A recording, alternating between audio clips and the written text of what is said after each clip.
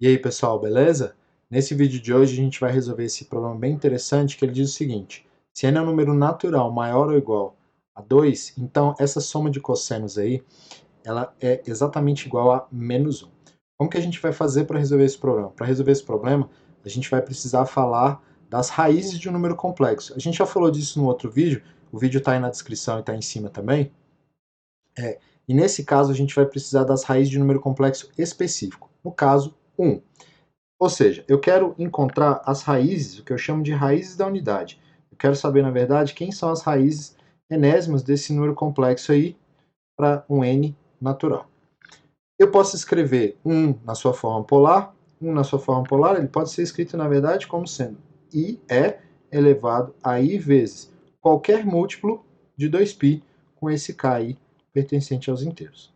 1 pode ser escrito desse jeito, mas como a gente é esperto, a gente vai pegar o melhor múltiplo possível, que no caso é um múltiplo quando o k é igual a zero. Tá? Quando k é igual a zero, esse múltiplo, inclusive, o zero, é o que a gente chama de argumento principal no 1. Por quê? O argumento principal, para quem não se lembra, o argumento principal de um número complexo é um número que pertence, é um ângulo que pertence, na verdade, ao intervalo menos π até π fechado aí. No caso do 1, o argumento principal é o zero, ou seja, k igual a zero. Beleza. E aí, para a gente conseguir resolver, achar as soluções dessa equação polinomial aí, eu preciso supor que o meu z ele é ρ exponencial de θ. Vou botar um outro valor aqui, vou botar φ aqui, ρ exponencial de φ, e substituir ali no meu polinômio para encontrar ρ elevado a n exponencial de i n φ igual a exponencial de i0. A gente já fez essa conta antes, tá? Como disse no outro vídeo aí, tá tudo detalhado, tá aí na descrição, tá bom? E aí, nesse caso, a gente monta um sisteminha que ele vai ter a seguinte característica: ρ elevado a n igual a 1 e nφ tem que ser, na verdade, 0 mais um múltiplo de 2π. Ok? Com esse k aqui, pertencente aos inteiros. A gente já fez essa conta no outro vídeo, depois você checa lá. E aí, nesse caso em particular, o que a gente tem aqui é que o ρ vai ter que ser 1, obrigatoriamente, porque nesse caso, ρ é um número real, que ele pode ser maior ou igual a zero, e aí o φ, ele na verdade é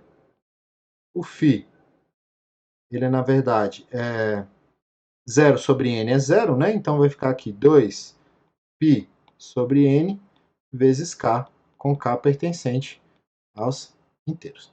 Significa que z elevado a n igual a 1 tem n soluções, e as soluções, nesse caso, são números complexos que eu vou chamar aqui de zk, que eles têm a seguinte forma: eles são exponencial de i 2π sobre n vezes k, com esse k aí é um número inteiro, mas como a gente já viu também, esse k é um número que ele varia de 0 até n-1.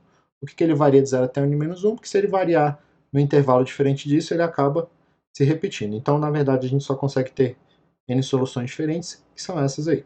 Maravilha. Então vamos guardar essa informação aqui. Deixa eu só abrir mais um pouquinho aqui o zk.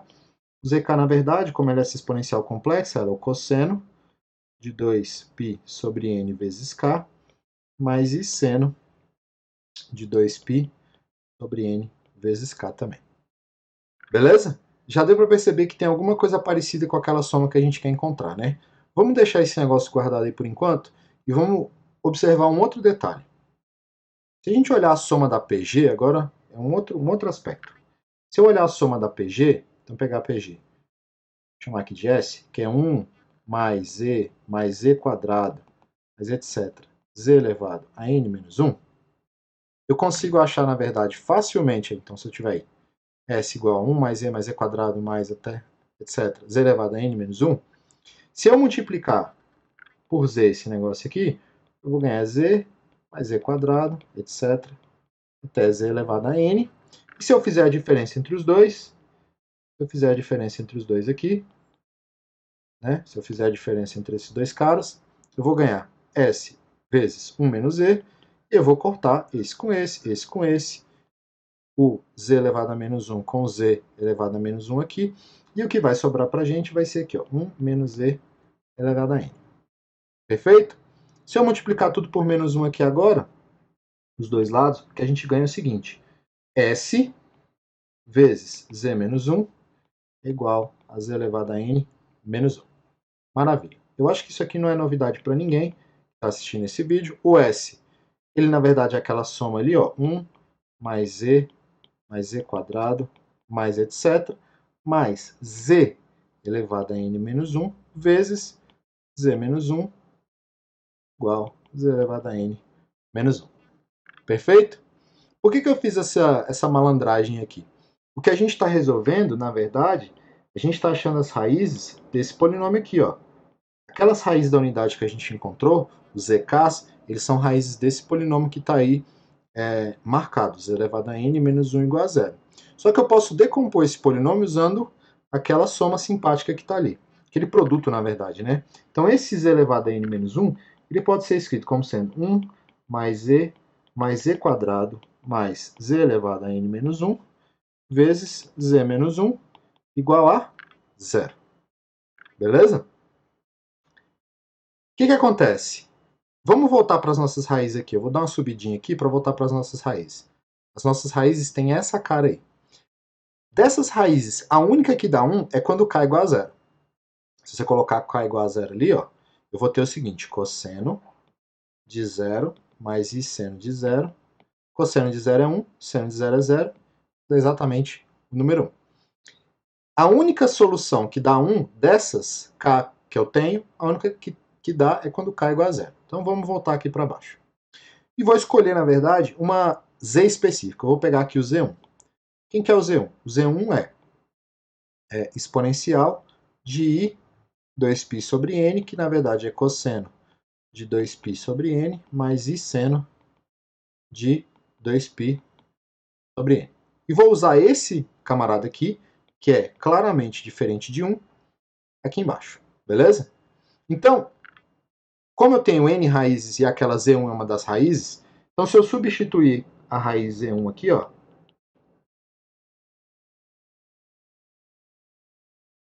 eu substituir ele em cima, o que a gente vai obter é o seguinte, 1 mais z1 mais z1 ao quadrado mais etc, z1 elevado a n menos 1 vezes z1 menos 1 igual a 0.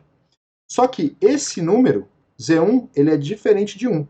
Se ele é diferente de 1, eu posso simplesmente passar ele dividindo aqui e desaparecer com esse cara. Significa que, na verdade, quem é 0 é só esse termo à esquerda aqui. Ótimo. Então, com isso eu concluo que 1 mais z1 quadrado, mais etc, z1 elevado a n menos 1 é igual a 0. Estou quase acabando. Vou fazer o seguinte, vou passar 1 para o lado de lá. Na hora que eu passo 1 para o lado de lá, o que vai me dar isso aqui, ó. Eu vou ter z1 mais z1 quadrado mais etc, mais z1 elevado a n menos 1 igual a menos 1. Já está aparecendo o que eu queria chegar.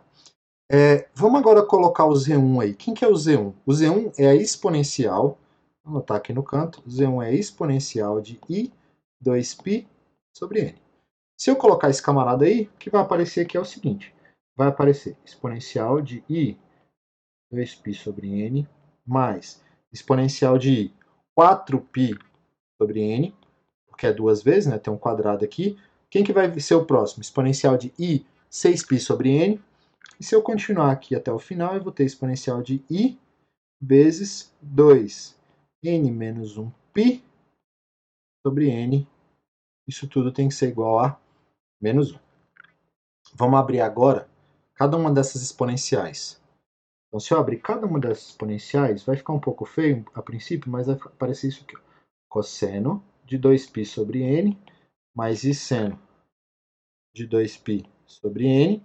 Essa é a primeira exponencial. Mais, vou colocar outra aqui embaixo, subindo um pouquinho aqui. Eu vou ficar cosseno de 4π sobre n mais i seno de 4π sobre n mais, quem que é a próxima? Eu tenho várias próximas aqui, até a última, o cosseno de 2 vezes de 2n menos 2 vezes π sobre n, mais I seno de 2n menos 2 vezes π sobre n. Tudo isso tem que ser exatamente igual a 1. Vamos só fazer uma observação. Do lado direito, eu tenho menos 1. Do lado esquerdo, eu tenho essa soma de números complexos que tem cossenos e senos. Ele tem uma parte real e uma parte imaginária.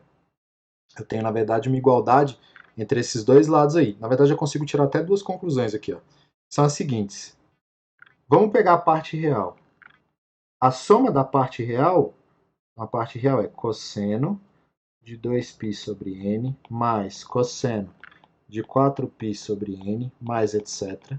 até o cosseno de 2n menos 2π sobre n mais I vezes a parte imaginária, seno de 2π sobre n mais seno de 4π sobre n mais etc.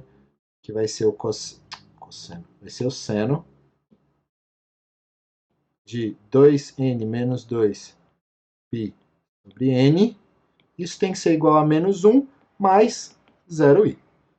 Se eu tenho dois números complexos, um do lado esquerdo e um do lado direito, e os dois são iguais, o que precisa ser para que os dois sejam iguais? A parte real do lado esquerdo tem que ser igual à parte real do lado direito, a parte imaginária do lado esquerdo tem que ser igual à parte imaginária do lado direito. E aí com isso eu tenho, na verdade, duas maravilhosas conclusões. Uma é a relação que eu queria, e eu ainda ganhei mais uma de brinde, que é o seguinte.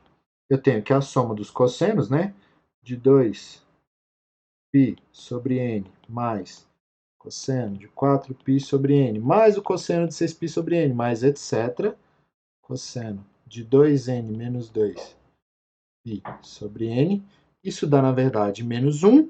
E eu posso ainda garantir que a soma de 2π sobre n mais seno de 4π sobre n mais etc. até 2n menos 2π sobre n, isso dá exatamente igual a 0. E aí, vale a nossa relação muito simpática. E é isso, muito obrigado e até a próxima.